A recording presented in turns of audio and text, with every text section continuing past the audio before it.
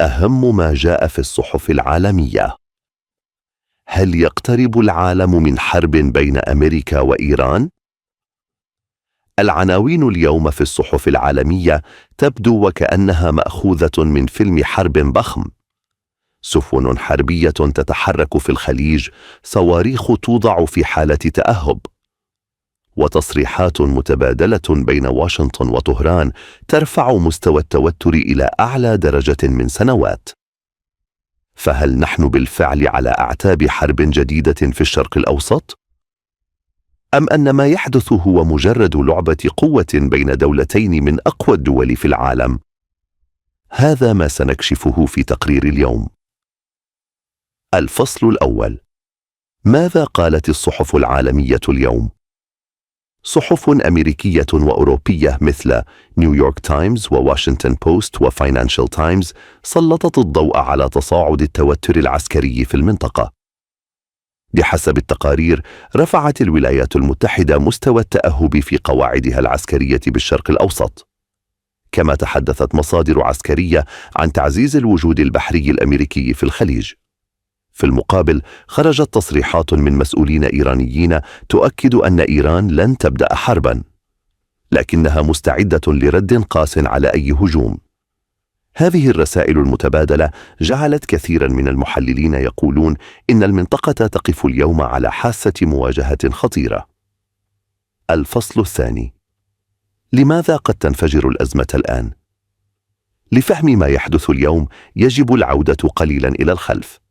العلاقة بين واشنطن وطهران متوترة منذ أكثر من 40 عاماً، لكن التوتر عاد بقوة في السنوات الأخيرة بسبب عدة ملفات حساسة. أولاً، البرنامج النووي الإيراني. ثانياً، النفوذ الإيراني المتزايد في الشرق الأوسط. ثالثاً، الصراع غير المباشر بين إيران وحلفاء الولايات المتحدة في المنطقة. كل هذه العوامل جعلت المنطقة تعيش حالة توتر دائم. لكن ما يقلق المحللين الآن هو أن هذا التوتر أصبح أقرب من أي وقت مضى إلى مواجهة مباشرة. الفصل الثالث: الصواريخ الإيرانية، نقطة القلق الكبرى. إحدى أكثر القضايا التي تناولتها الصحف العسكرية اليوم هي القدرات الصاروخية الإيرانية. تمتلك إيران واحدة من أكبر ترسانات الصواريخ في الشرق الأوسط.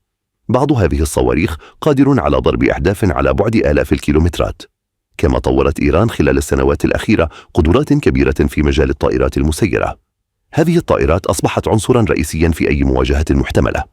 ويرى خبراء عسكريون أن إيران تعتمد على ما يسمى استراتيجية الردع غير المتكافئ، أي مواجهة قوة عسكرية أكبر باستخدام تكتيكات مختلفة. الفصل الرابع: الخليج، أخطر نقطة في العالم الآن. منطقة الخليج العربي تعد اليوم واحدة من أكثر المناطق حساسية في العالم، والسبب بسيط: هناك ممر مائي صغير اسمه مضيق هرمز، لكن هذا المضيق يمر عبره حوالي ثلث النفط الذي يستهلكه العالم. أي صراع عسكري في هذه المنطقة قد يؤدي إلى ارتفاع كبير في أسعار النفط، بل قد يسبب أزمة اقتصادية عالمية.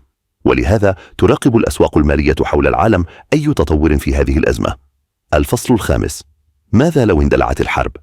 إذا تحولت الأزمة إلى مواجهة عسكرية مباشرة، فإن الحرب لن تكون تقليدية. المحللون يتوقعون سيناريو معقداً قد يشمل ضربات جوية أمريكية تهدف منشآت عسكرية داخل إيران، رداً إيرانياً عبر صواريخ أو هجمات بحرية، تصعيد في عدة مناطق في الشرق الأوسط، بل قد تتأثر الاتجاهات العالمية بشكل مباشر. لهذا يرى بعض الخبراء أن أي حرب بين الطرفين قد تكون واحدة من أخطر الحروب في القرن الحالي. الفصل السادس: لماذا لا يؤيد الطرفان الحرب؟